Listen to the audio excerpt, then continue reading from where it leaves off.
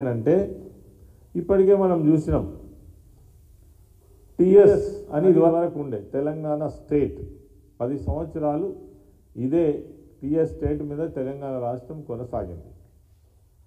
మరి దాన్ని అర్జెంటుగా టీజీ చేసినటువంటి విధానాన్ని మనం చూసినాం.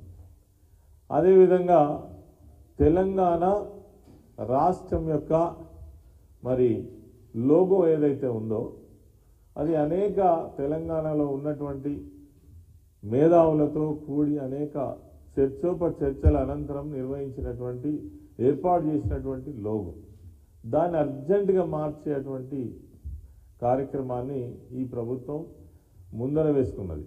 అదేవిధంగా ఈరోజు తెలంగాణ తల్లి విగ్రహాన్ని కూడా మార్చాలనేటువంటి ఒక కుటిలమైన ఆలోచన చేస్తున్నట్టుగా కూడా మనకు ప్రచారం జరుగుతూ ఉంది.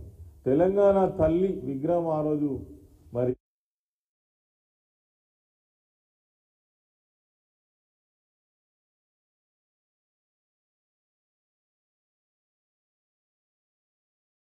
సంబంధించినటువంటి విషయాలు తెలియవు. తెలుగు తల్లికి ధీటుగానే తెలంగాణ తల్లిని ఉద్యమంలో నిర్మాణం చేసుకున్నటువంటి విషయం వాళ్ళకు మరి గమనంలో లేకపోతే మనం ఏం చేయలేం.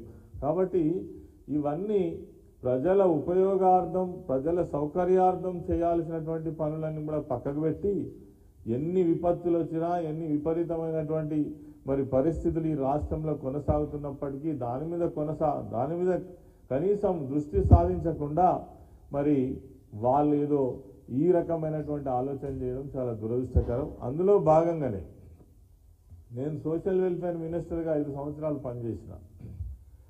అనేక సంవత్సరాలు ఎవరైతే ఎస్సీలు ఉన్నారో మైనారిటీలు ఉన్నారో గ్రామీణ ప్రాంతాల్లో జీవించేటువంటి పేదవాళ్ళు ఉన్నారో కూలీనాలు చేసుకొని బ్రతికేటువంటి వాళ్ళు ఉన్నారో వాళ్ళు అనేక సంవత్సరాలు విద్యకు దూరం ఉన్నారు.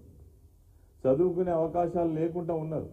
ఒకవేళ చదువుకుందామనేటువంటి ఆలోచన ఉన్నా ఆసక్తి ఉన్నా డబ్బులు ఖర్చు పెట్టుకోలేనటువంటి లక్షలు గుమ్మరించలేనటువంటి వేలు పెట్టి చదివించలేనటువంటి పరిస్థితులలో ఉన్నటువంటి వాళ్ళ కోసం తెలంగాణ రాష్ట్రం వచ్చిన తర్వాత విద్యా వ్యవస్థను మరి అత్యంత పేదవాళ్ళైనటువంటి ఈ ఎస్సీ ఎస్టీ బీసీ మైనారిటీ వర్గాలను అదేవిధంగా ఉన్నత వర్గాలలో ఉన్నటువంటి ఈబీసీలను సైతం గొప్పగా మరి వాళ్లకు చదువు అవకాశాలు కల్పించాలనే ఉద్దేశంతో మరి ఈ రాష్ట్రంలో గురుకుల పాఠశాలల వ్యవస్థ ఎంత గొప్పగా మరి నిర్మాణం జరిగింది, దాని ఫలితాలు ఎంత గొప్పగా వచ్చినాయో ఈ సందర్భంగా నేను మరి తెలియజేయదలుచుకున్నాను. ఈరోజు ప్రత్యేకంగా దానిపైననే ఈ పత్రికా సమావేశాన్ని కూడా ఏర్పాటు చేయడం జరిగింది. ఈ మధ్య ముఖ్యమంత్రి గారు ఇక్కడ సమావేశంలో మాట్లాడినప్పుడు నేను విన్నాను, ఈ గురుకుల పాఠశాలల వల్ల కొంత చదువు అవకాశాలు పెరిగినప్పటికీ కూడా కుటుంబ మానవ సంబంధాలు బలహీనపడుతున్నాయని ఒక స్టడీ రిపోర్ట్ వచ్చినట్టుగా ముఖ్యమంత్రి గారు ఎక్కడో ఒక సభలో ప్రస్తావించింది. అంటే దీని అర్థం ఏంటి?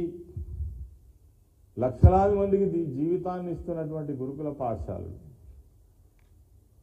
వేలాది కోట్ల రూపాయలు వెచ్చించి వాళ్ళ యొక్క జీవితాలను నిలబెట్టాలని ఒక గొప్ప ప్రయత్నం జరిగితే దేశంలోనే గురుకుల పాఠశాలను కొలియాగినటువంటి అనేక అవార్డ్స్ పొందినటువంటి ఇతర రాష్ట్రాల నుంచి వచ్చి గురుకుల పాఠశాలల యొక్క నిర్వహణ చూసి వెళ్ళినటువంటి అనేక రాష్ట్రాల అధికారులను మనం చూసినాం. ముఖ్యమంత్రి నివేదికలు తెప్పించుకున్నవి కూడా చూసినాం. మరి ఈ గురుకుల పాఠశాలను ఈరోజు మళ్ళీ దీని మీద నీడలు వాలుతున్నట్టుగా మనకు కనబడతా ఉంది.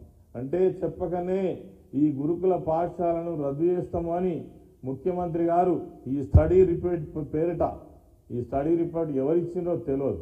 గురుకుల పాఠశాలలు ఎప్పుడు స్టార్ట్ అవుతాయండి? 6వ క్లాస్కు మొదటి అడ్మిషన్ దొరుకుతుంది. ఈ 6వ క్లాస్ అడ్మిషన్ దొరికిన నాటికి ఒక పిల్లవాని వయస్సు దాదాపుగా 11 నుంచి 12 సంవత్సరాలు. 12 సంవత్సరాలకు పిల్లలు చదువుకునేటువంటి ఆలోచనలో ఉంటారు. ఉన్నత వర్గాలలో ఉన్నటువంటి వాళ్ళు ఈ మాటనే నిజమైతే ఉన్నత వర్గాలలో ఉన్నటువంటి వాళ్ళు 10 లక్షలు 15 లక్షలు కట్టి బెంగళూరులో మైసూరులో ఊటీలో ఢిల్లీలో ఇతర దేశాలను చదివించడం వల్ల మానవ సంబంధాలు ఎటుపోయినట్టు మరి